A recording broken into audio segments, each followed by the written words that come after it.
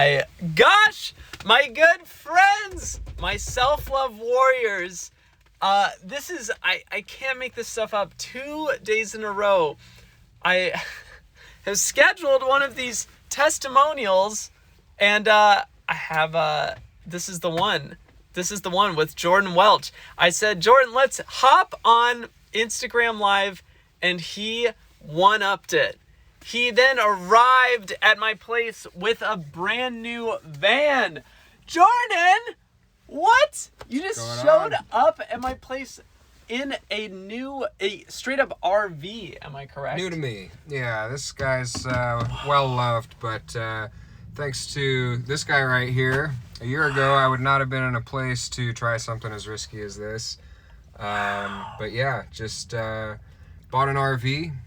It's my way of coping with COVID, and giving Seth a little first time tour of it. When I knew we had this call today, I just said, you know what, I'm going to surprise him, and showed up and texted him. It sounds like he had another guest do the exact same thing already, so as you can tell, very likable guy here. Everybody's like, I don't want to do Instagram, let's show up, let's hang out, let's get some Seth hugs. It's so fun.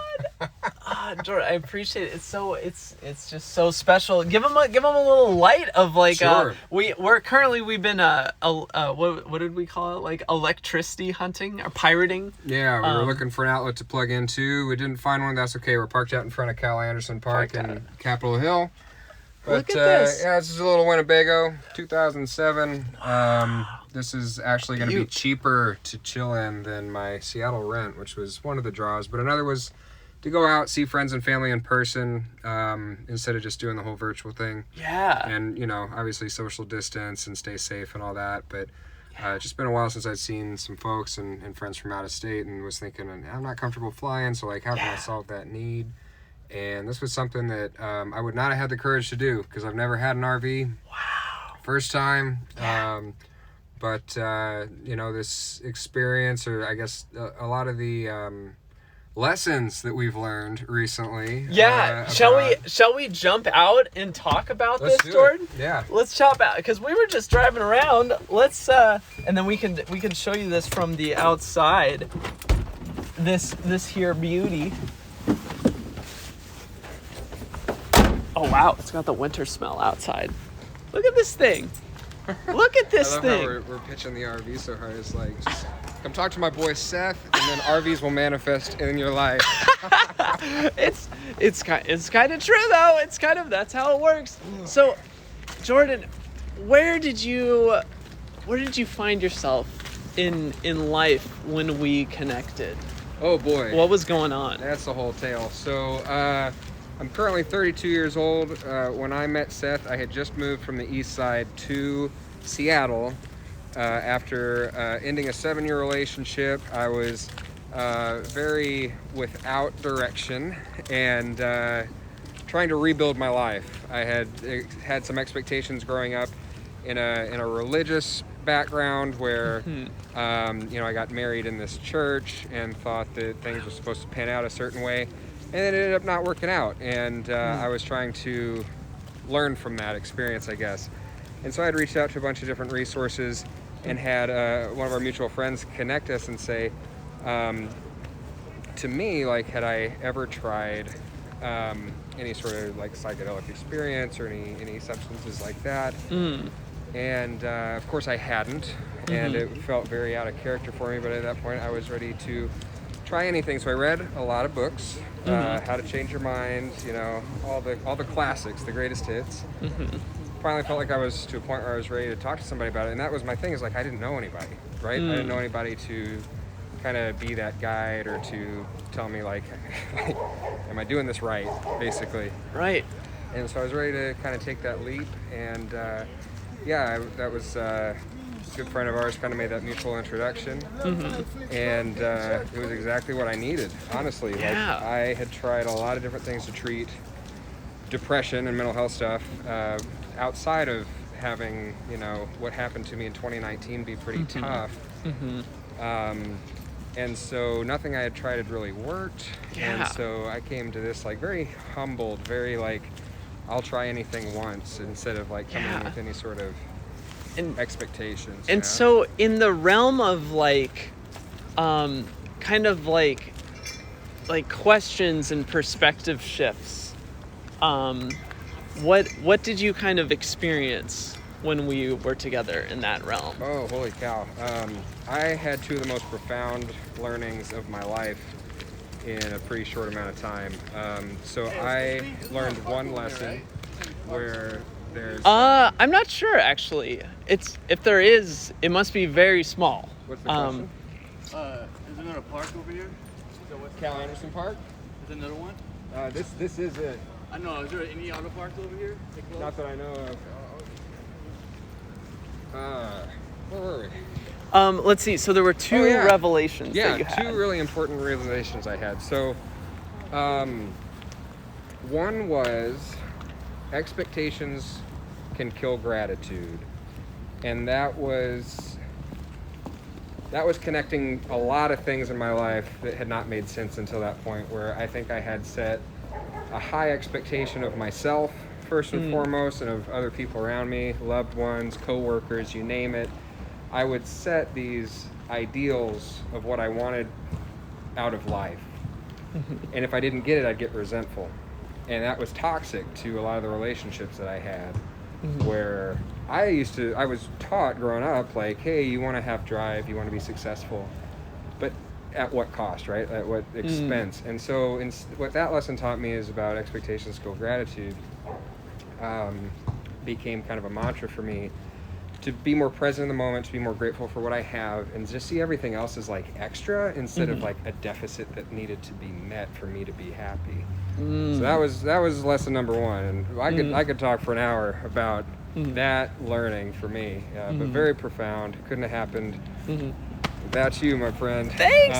And then number two was that ideology can rob me of life experience. And the example that I think of is in December of last year, I was like couch surfing, trying to find a place to live, and I had a friend reach out and say, hey, I know you're looking for a spot. Would you ever live on a houseboat on Lake Union? And I, of course, had never even thought of it. I've driven over I-5 a million times, looked out on the water, thought, man, that looks so cool.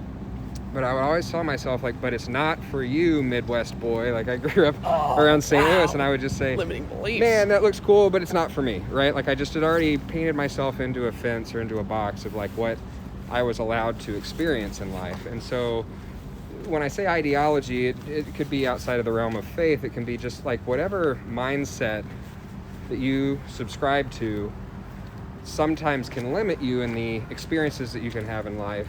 And so if that's what you want, it's fine. But for me, I realized I had boxed myself in significantly. And so I started just showing up and saying yes to a lot of things. So right after talking to Seth for the first time, hanging out, I did my first, the movement class. Oh, the movement class! Yeah. Yes, because Way that's out of my something we comfort talked zone. about. Like, I was learning all sorts of stuff. I was saying yes to yoga and all this stuff that, like, I had never tried before. But I was like, you know what? I need to break down this ideal that I have of who I am and who I am not. Like, let's just go out there and experience life and not come up with any ideas of what I will or won't like. Like, let's just go try it out and then gather the evidence and come back and make a decision based on reality instead of a decision based off of supposes. So yeah, I started doing a lot of stuff that was very new to me, and honestly was a blast. Met a lot of cool people, and no regrets. And it's really helped me to lean into that discomfort of like, oh, I don't know how to do that, or I don't know, or I don't think I'll be good at it. Automatically now it's like, yes, then let's do it. Let's figure it out. So I don't know. I've done a lot of stuff to as like COVID therapy, basically, to stretch my discomfort further. So like, I'm really scared of deep water. I did a scuba class out here in Puget Sound this summer for the first time, and kind of leaned into that terrifying experience, but it was fun, and I'm glad that I did it. But just so that's the second learning, with a couple examples there, is like, I've robbed myself of a lot of life experience telling myself who I should be or shouldn't be. And at the end of the day, you only get one life. Try it all out, try everything out and see what you really like or don't like before you start fill in the blanks. So. And what would you say also is like in the realm of that you kind of got experiencing like with me, like my like presence and like skill set and like way of being that like you're the changed best. it for it. So yeah, I came into this knowing absolutely nothing. I was terrified. I had not yet learned these lessons. As you can imagine, both of those fallacies were still at play, meeting Seth. But you were empathetic and kind and encouraging without being prescriptive, as in you should or shouldn't do blank. You had a lot of awesome amenities set out so that I just walked in, you had everything taken care of, talked to me about what I was after, kind of set the stage or the tone of like what I was about to experience. And dude, you paid attention to me for like 4 hours straight when I was like definitely deep in this experience, having a great time, but also like just you were there for every random thing I said and just like, yeah, dog, like I'm feeling it too. Yeah. So that was really meaningful as well, to just have, I don't know if a mirror is the right word, but just having someone there who like understands that like the way it appears on the outside may not be what's happening on the ends. It's hard to tell, you know, and you were supportive and saw everything at face value. And so the sincerity of it, I think, really helped for me to get to where I was aiming to go. Because I'd talk to you about stuff that didn't make any sense to you, but because you just took the benefit of the doubt along for the ride, that helped me to get to some places that I needed to get to. So that was like very active practice of kindness and just like, I don't know how to describe it, but it was, we were strangers, and then I came to your home, and like I felt so at home immediately, and that's all thanks to you. Oh, damn. Yeah. Thanks for saying that, Jordan. No. Thanks for saying that. Thanks. What? It's true. It's if so anybody's good. watching this and knows this guy, you know it's true. It's so good. Right. Thanks, Jordan. Thanks. I have to always practice like receiving and accepting. Do it. Like yes. Do it. Yeah, it's so good. It's true. It's It's hard, true. but like once you make the space for it. It just dare I say anything is possible? Dare you say it, Jordan? I will say it. Oh my gosh. For all the viewers at home. Anything is possible. That's what I'm talking about. Yeah. Jordan, any last words before we sign up? For anyone that is thinking, whoa, coaching might not be right for me, who like, I don't know. What would you say? So that's where I was, and I was in analysis paralysis for literally years of my life where I didn't know, and sitting around and thinking about it didn't help me to get to the answer. Try it out. Yeah. What do you got to lose, right? That's what I'm doing now, and like time passes either way, you know? Exactly. Like you got one life to live. Yep. If you're already hungering for that answer or hungering for that experience, do it, and you'll figure it out faster than if you're like me and sit on Wikipedia trying to figure it out. So. Right. Nice. We got Epic. some Cal Anderson off-roading going on here. And Jordan, like this is like well wishes on your trip. Like this Thank you. He's about to embark on another journey of a lifetime. Yeah, and that means I'm also like looking for somebody to take over that houseboat spot. I mean, honestly, as long as If anyone wants a houseboat, got a chance to holler, I hit got a 'em room on a up. houseboat. It's a shared living space, but yeah, Lake Union, it's a cool spot. You can attest kayaking in the summer. it is it's pretty dope. really cool.